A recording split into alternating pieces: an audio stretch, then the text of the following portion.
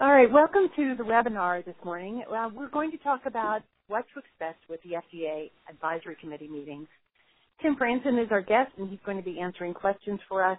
We've known Tim for a very long time. We first met him when he was with PPMD, and he worked with us on our benefit risk and our regulatory interactions, as well as the guidance that we delivered to the FDA in 2014 in June. He now works as a Chief Medical Officer at your Encore, and he's with us today to talk about an advisory committee. Prior to joining all of FAGRE and before the your Encore position, he was the Vice President of Global Regulatory Affairs and Patient Safety for Eli Lilly. So welcome, Tim, and thank you so much for joining us. We're going to start off, Tim, with just understanding what is an advisory committee and what are the basics of this committee. Now, keep in mind, for those of you on the phone, we did do an advisory committee 101, and that is up online as well as other related materials in terms of blogs. But this is really sort of to review that and then think about what are we expecting, what happens here, and what can we anticipate. So we'll start off with, Tim, talk to us about the basics of an advisory committee meeting. Sure. Well, thanks very much, Pat, for the opportunity to meet with this group again. It's really been my pleasure and privilege to work with PPMD on so many efforts, and it's exciting to see that after all the work with the NIH and Wellstone and then subsequently the guidances, that all of these things have been building up to this culmination of considering new cures for Duchenne patients.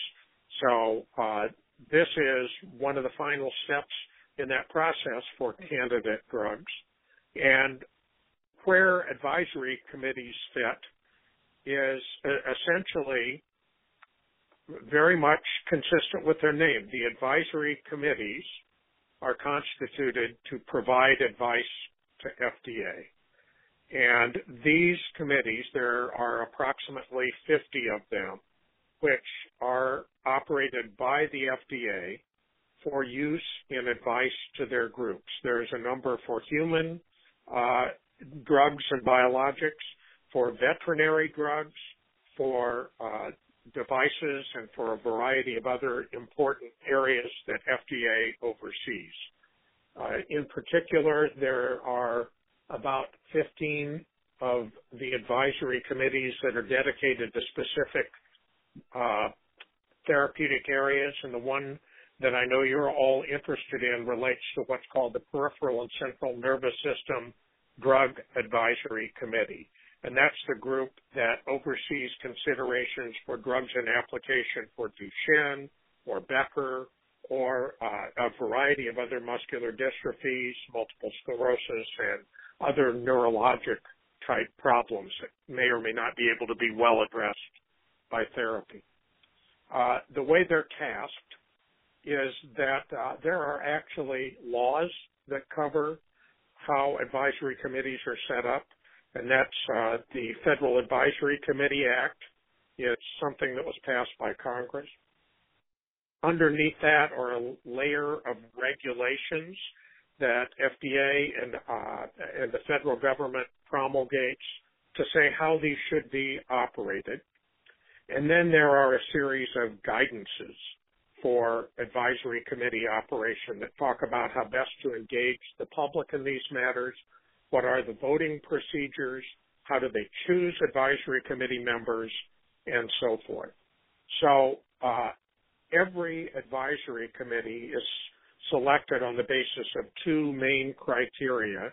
That is, members are invited to join by FDA based on having significant insight into the general therapeutic area. So there are neurologists, there may be subspecialists who may be involved in a variety of neurologic diseases, and the FDA has the capacity to add new participants to a sitting advisory committee for the purposes of a special hearing. So there may be additional parties invited to what's the standard committee membership to talk about Duchenne, for example.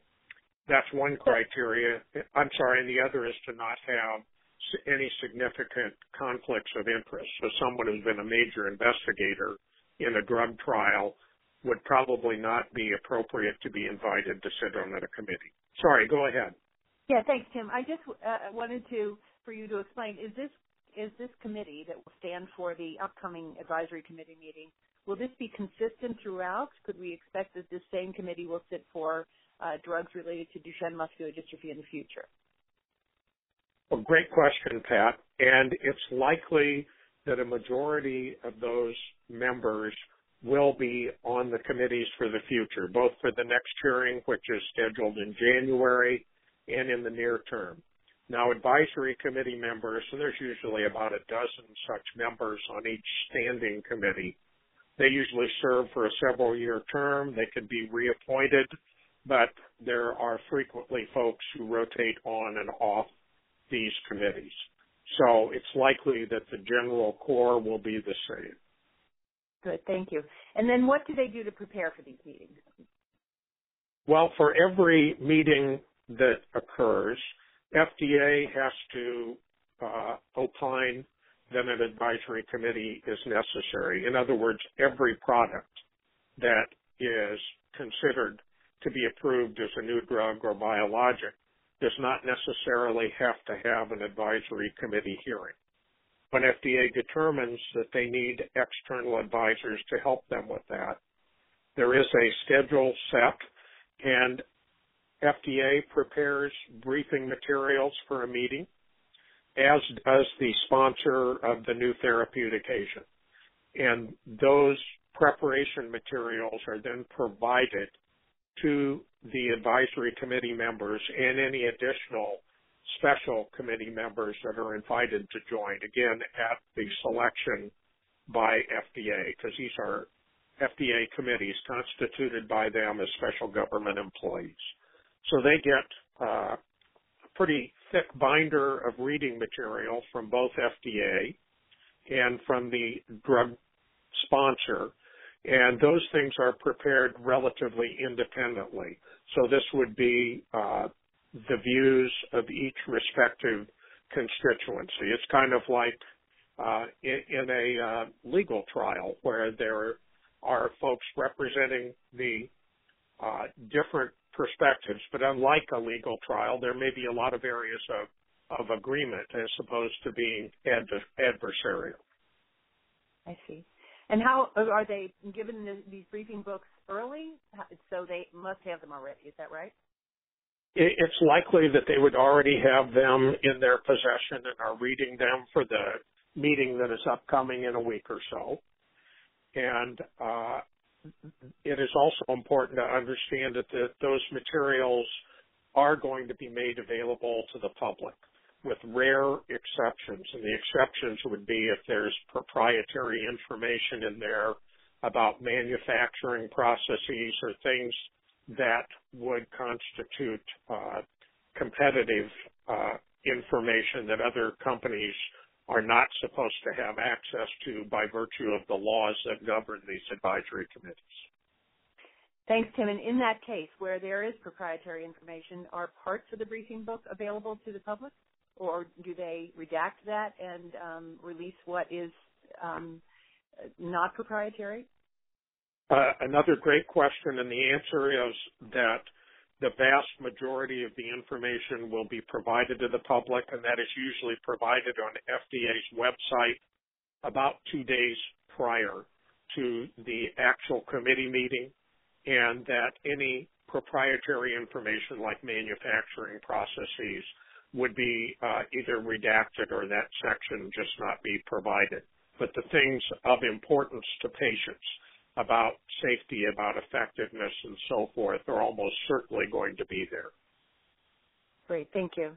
So, and then there are general questions posed to the committee, and I understand that these are the questions they'll be voting on, and they're related to the efficacy of the drug, the safety of the drug, the combination of, or the decision around approval, and whether there are any other things like risk mitigation that has to take place.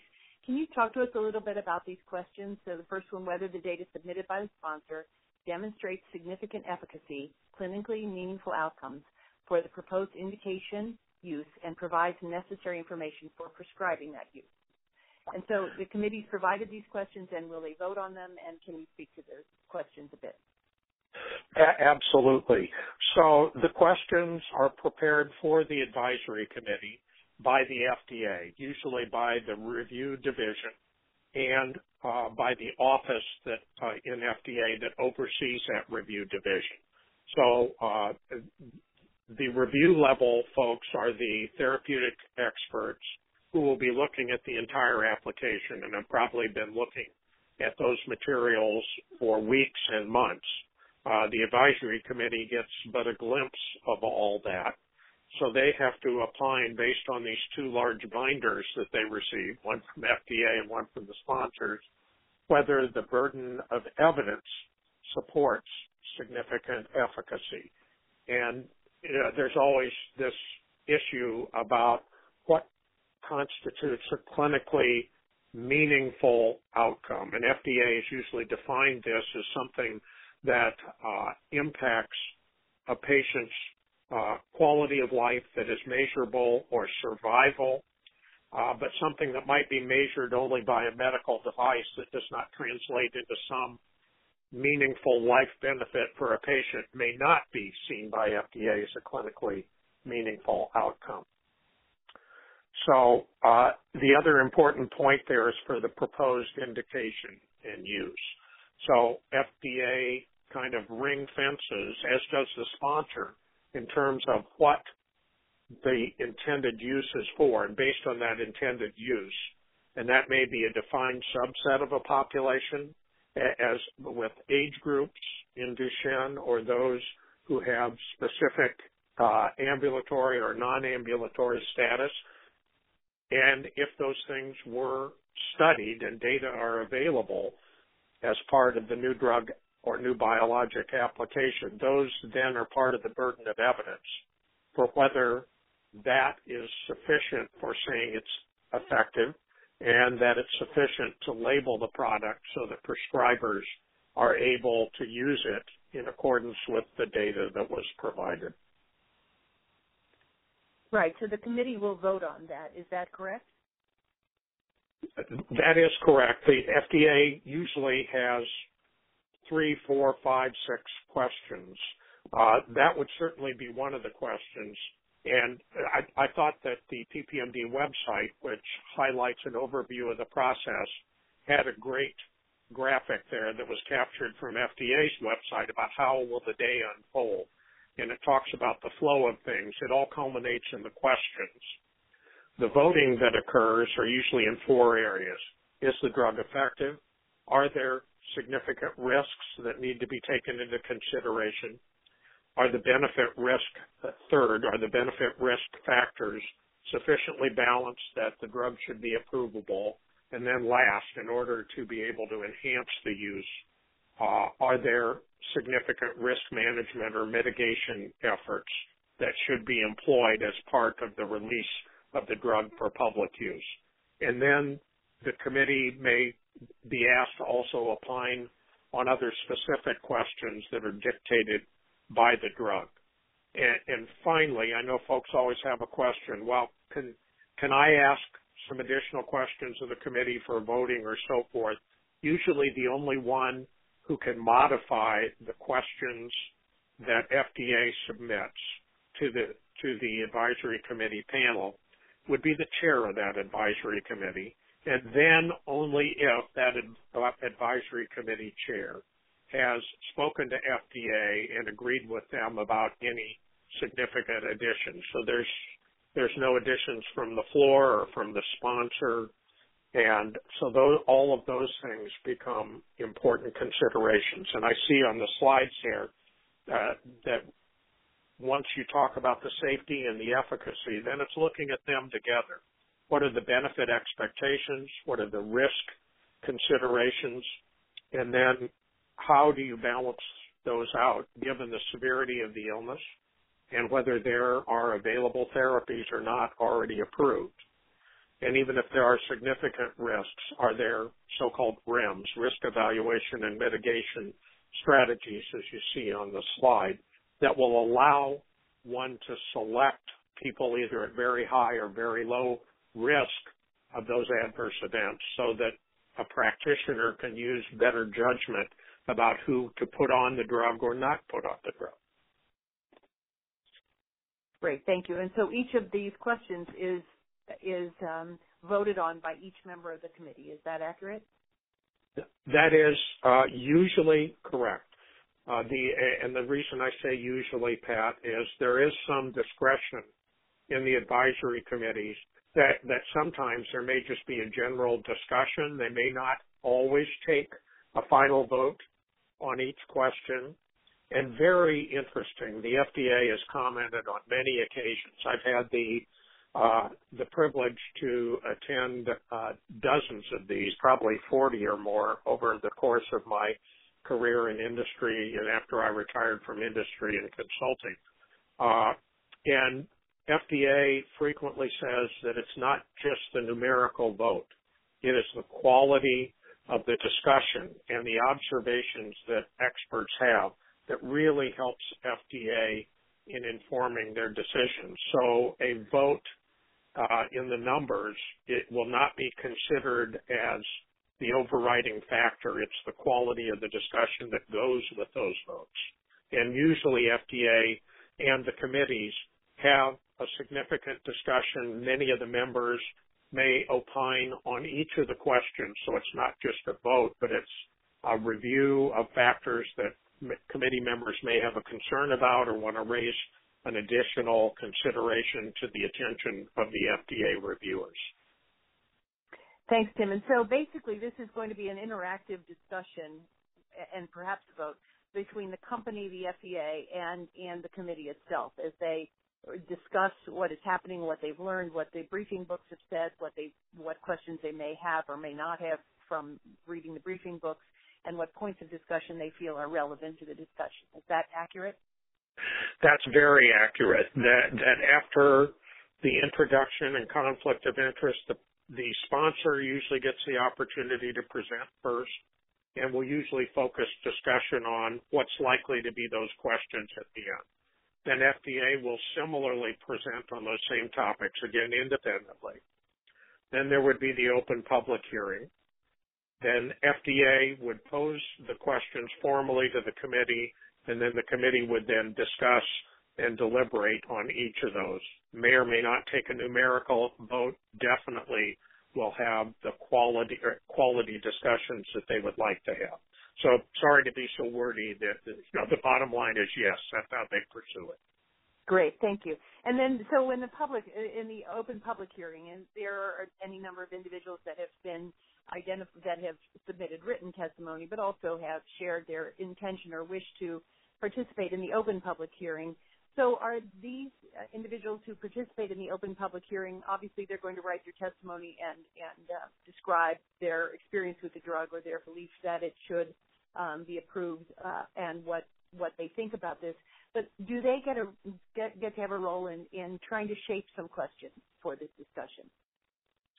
Excellent question. The answer is formally the public and the sponsor actually do not have a role in filing the questions, but the public comments may indirectly shape how the questions that are addressed may be discussed. So while the public cannot add new questions and the sponsor cannot add new questions, what public members say will certainly be taken into account by committee members, and it's not surprising at all. I've certainly seen this on many occasions where patient comments or caregiver comments or so forth will be repeated by a committee member and will be amplified on. So indirectly, there is considerable influence that can take place, but not to the extent that a new question can be filed, for example. Great, thank you. So when Richard Klein provided us the opportunity to do a webinar, one of the things he mentioned was only those that have been selected to testify are able to testify on the day. Are there ever any exceptions where someone from the audience or someone from those participating raises their hand, for instance, and says, I have a comment or a thought, or is that not ever included in such a meeting? I don't recall that I have ever seen that happen. I suppose one should never say never, but FDA is very conscious of the importance of due process, and that's why they publish things in advance so that they can plan for the time to hear all of the public members, and sometimes there are practitioners who care for patients, in this case with Duchenne or with other topics that come up, and they certainly don't want to shortchange those who have made those advance preparations. So it would be awfully unusual, and not that I've ever seen, nothing I've ever seen like that happen before. So if one feels compelled that way, it may be very difficult. It's outside of due process. Great, thank you. So just one question that may be a little bit backtracking.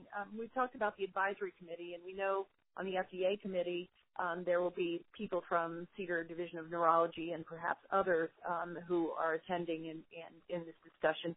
But on the sponsors committee, who is participating? Is it only people related to the company? Will KOLs be on that committee? Are individuals on that committee? Who typically serves on the sponsors committee?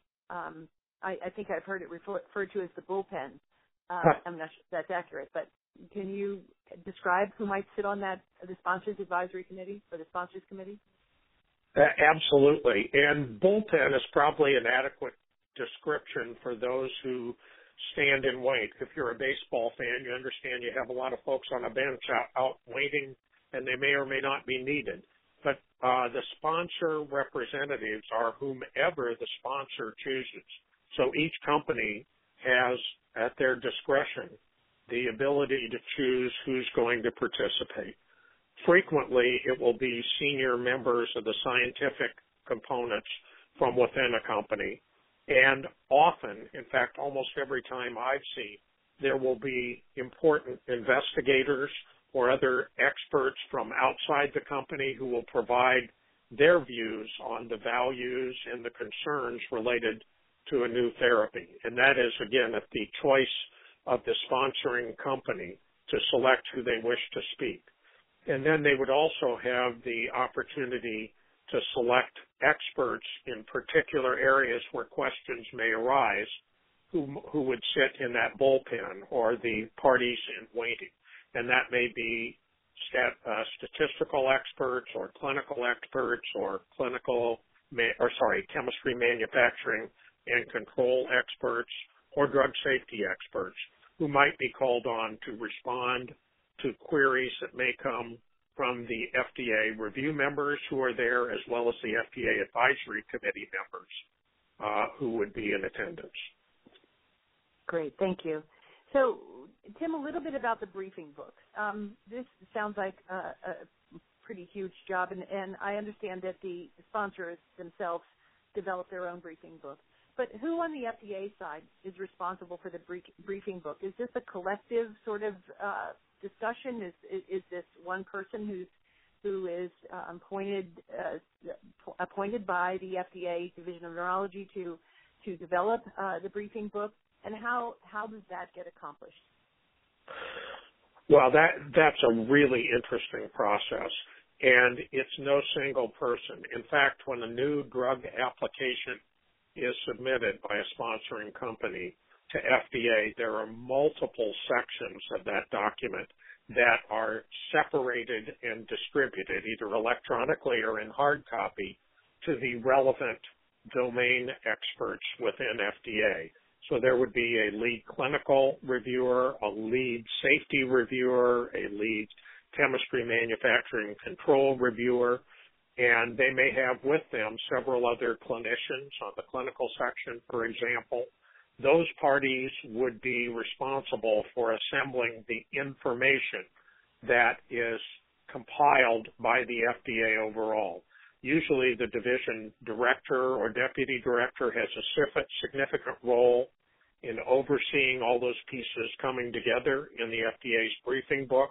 It would not be unusual for the division director and the party above that individual, the office director, to actually review the aggregate material that FDA is going to present. So it's a many-person, complicated, intensive effort. And I like the picture you put up here about the briefing book. That looks like a small briefing document to me. But it's a lot of significant reading for folks on the plane. A lot of times those are now done electronically so that an advisory committee member doesn't have to check two bags with all those reading materials. Right. It seems a bit daunting. So, Tim, as we did the benefit risk work and continue to do phase 2 of benefit risk and then did non-skeletal muscle targets in a more recent benefit risk framework, I'm just wondering, is benefit risk included in this briefing book? Is there someone that provides some sort of overview about benefit risk, or is that really left up to the open public hearing in which people, caregivers and patients, describe their experience with the drug? Well, it's very likely that sponsor speakers will address aggregate benefit risk rather than just safety in isolation and efficacy in isolation.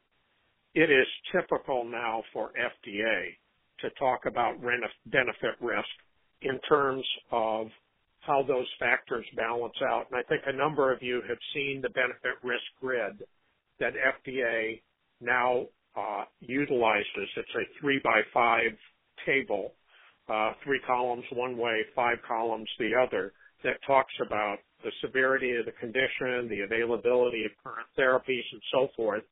It's not unusual to see FDA show their impression of the candidate drug using that kind of depiction or array of factors, and then to have some kind of discussion by advisory committee members. So it's not required, but it would be somewhat atypical not to see that kind of collective discussion.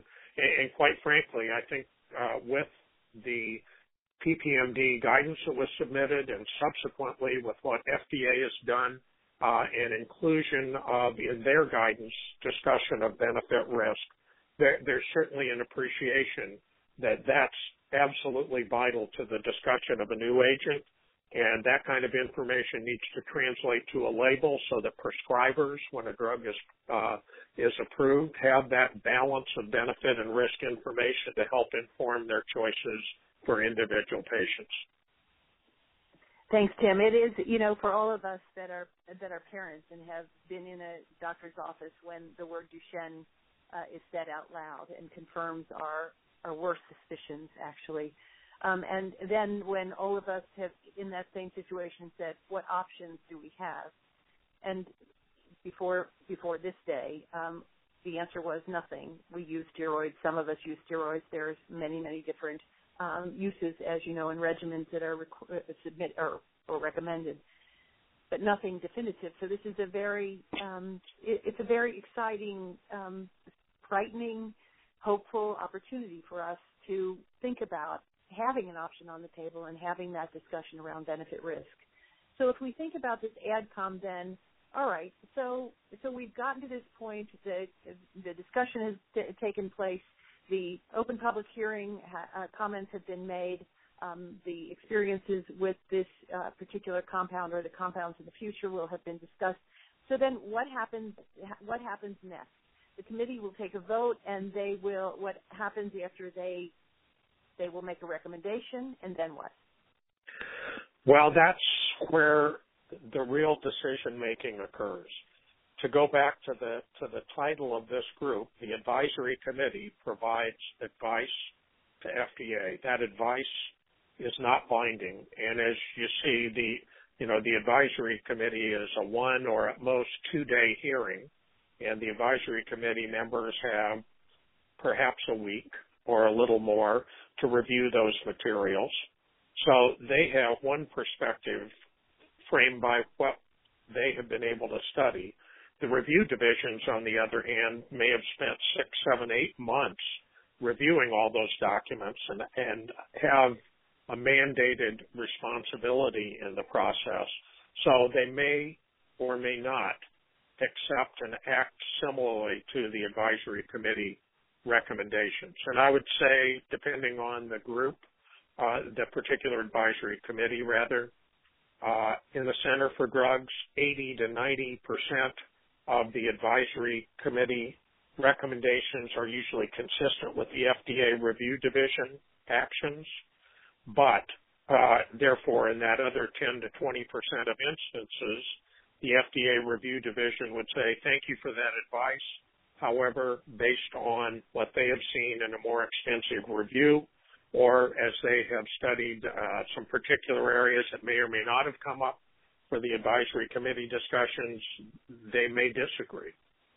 So it's not a 100% thing, and it's, again, framing the amount of time the respective groups have had to study those things and what their responsibilities are. The FDA review division, and actually the office above the review division, has the final call. The office director usually signs off on a new molecular entity, as well as the division director in these situations. Thank you. That's very helpful. So then, so we're talking about then a final decision will be made public by the PDUFA date. Is that right? And is it that final decision ever done prior to the date? Great question. The answer is that those decisions are supposed to be made in 90% of the cases by the PDUFA date. PDUFA stands for Prescription Drug User Fee Act. There are specific requirements in there and metrics that FDA has to meet. While it's unusual, it has occurred in the past, and I would say maybe in 5% or less of the applications I recall going through the Center of Drugs, that the decision is made before the PDUFA date. And the PDUFA date is determined from the date of submission. There's a 2-month period when the application undergoes filing. And then if it's a priority review, the FDA has 6 more months to review that material. Or in the case of a standard review, which is not priority, they have 10 months. And then at the end of that 6-month period, for example, if it's a priority review, there is that PDUFA date. So 8 months from submission, 6 months from filing, there's that magic date that is defined. And the FDA Center for Drugs Review Divisions have been very good about meeting those timelines, especially in the last PDUFA. There have been exceptions where they beat that, and when they have beat those timelines, it's usually been for an approval, not a decline. Right. Thank you. So we will be hearing, following this first Ad Comm, a final decision in, I think it's about December 26th, right around in there. I'm hopeful it will be before Christmas, as all of us would probably love to have a full understanding of what the decisions are. So the review decision has options. So they have an approval option, complete response type 1 and complete response type 2. Would you mind discussing, I think we all agree and know and understand what an approval would be. That is approval for marketing. But then maybe just a comment about the labeling itself, Tim. So sometimes, and we've talked in our policy forum in December of 2013, seems so long ago, we talked about the fact that these labels should be broad and they should be inclusive of everyone who's, in this case, a genetic mutation is amenable to this exon skip, or in other cases, a nonsense mutation, or in hopefully other cases, broad general to apply to the entire group of young men and some women with Duchenne. So I wonder if you could talk to us a little bit about that possibility in terms of approval, and then talk to us about complete response 1 and 2. Great. So the labeling thing is a little complicated, and let me address the other points first, but I promise not to forget it. And there is one other option that I should probably mention.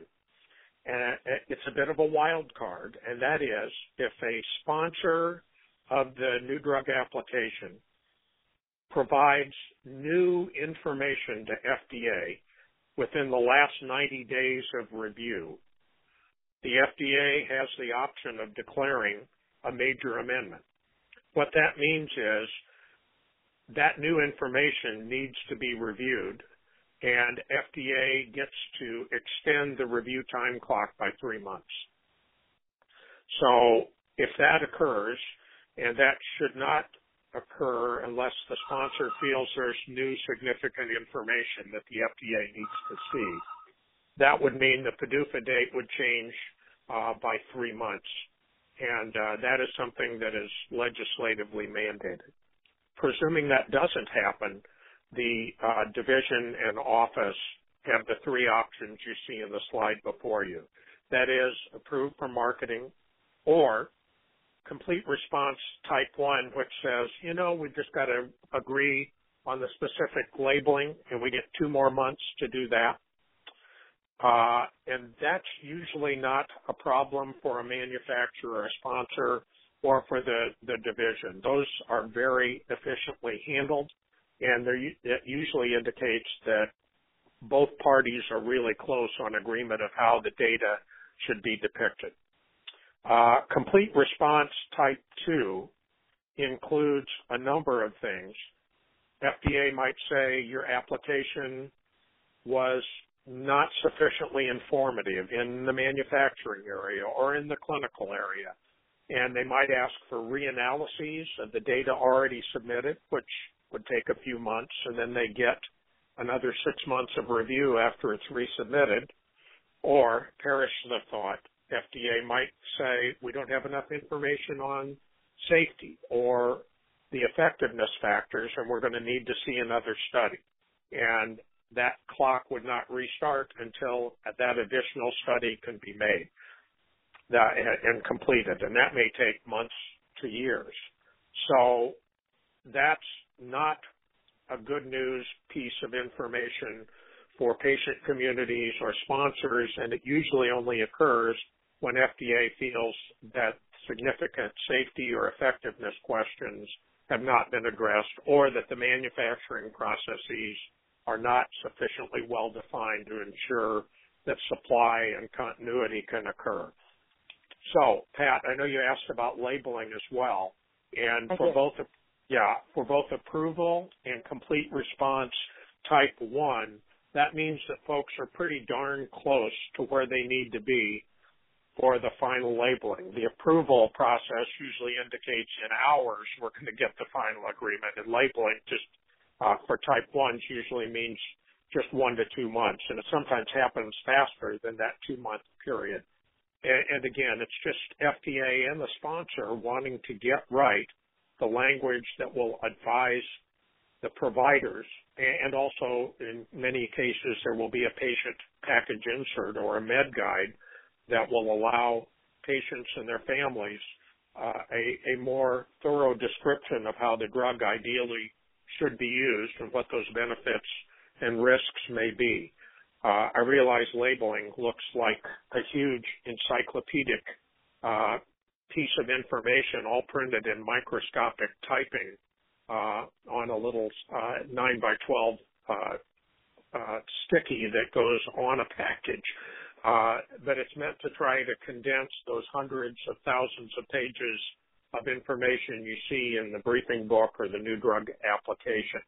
So you ask about the populations covered, and usually drugs are labeled based on the individuals that were studied. So can FDA extrapolate beyond the population that's been studied for use? The answer would be sometimes yes, sometimes no. It depends on how persuasive the data are and what the strength of the scientific linkages between the groups proposed for extrapolation would be.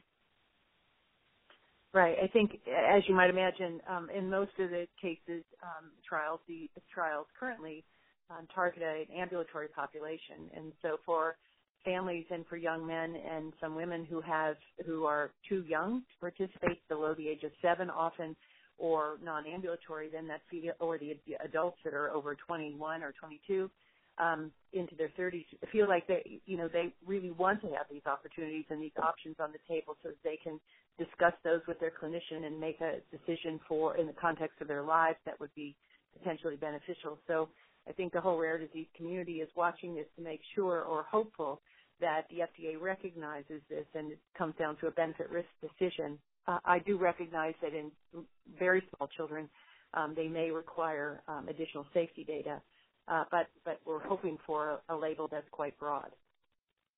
Excellent points, Pat. And now putting my physician hat on as opposed to regulatory, certainly if the labeling is not unduly restrictive, there will be some latitude for consideration by practitioners. And quite frankly, FDA does not have direct oversight over practicing physicians prescribing because, of course, they're licensed by states, not the federal government. There's certainly concerns about the impact of labeling on reimbursement, and we certainly understand what that means for families and patients. So we're not diminishing that at all, but there certainly may be some considerations for access that go beyond what FDA says or doesn't say in labeling. Right. Yes. Well, we're certain that physicians could prescribe. I think you're right about the reimbursement issue, and we are concerned about that. I know Annie and Ryan are doing considerable work on that to really understand how the payers are thinking and whether, if and under what circumstances they will be covering this, because as you can imagine, when any of these drugs that are coming forward are approved, anybody who fits into the paradigm of what the drug targets is going to want and deserve access. We've waited a very long time. So, Tim, I really so appreciate your participation on this, and I just wondered if for the community, for our community, do you have any recommendations? Do you have any final thoughts or any suggestions for us, any advice? Well, first and foremost, I think this is a very exciting time for the Duchenne community, and I congratulate what you all have done. PPMD and all the participating families and the participating patients. I was delighted to get to know some of those young men during the guidance procedures and during the policy forum, just very well informed. And I think the community has done magnificently in setting up a positive example for others to follow. That is, developing the kind of information with the benefit risk surveys and the initiative with the guidance to be able to pave the path for the exciting developments which we're just on the cusp of seeing. So I would advise as you go forward to be very positive about all that you've contributed to FDA, and their comments have been spectacular in terms of how this has helped inform them. I think if we see small bumps along the road, that is, if something happens with a complete response letter, not to distress or give up hope, that means a bit more time, and I know how you're all waiting, and I respect that, and being a physician who's cared for folks who've been desperately waiting for this final answer, another day always seems like too long. And I get that, and you're right to feel that way, but have hope, continue on, because I am positive, given all the research that's happening and these first two drugs coming forward, plus the many more, the path has been laid for hope to be realized. So this is really great to see all these pieces coming together, and I'm looking forward to some very exciting proceedings here over the next couple months, and so we hope some very positive actions coming out as a culmination of all the work that the community and the developers and FDA have done collaboratively. Thanks, Tim. My mother always used to say, hope requires planning. So I really thank you for this webinar. I really thank you for all that you've done and led us with the benefit risk and as well as the guidance. It's really culminated in these days coming up and in next week as well as on January 22nd, and then sometime later with PTC and perhaps Santhera coming up, and so many really wonderful companies working on wonderful opportunities for our boys. So it's a new dawn, and I really thank you for participating again. And we have no further questions. This webinar has been recorded. It will be up and available within the next day or so. Thank you all for joining us. Thanks, Tim. Great. Thank you, Pat. It's a pleasure. Thank you.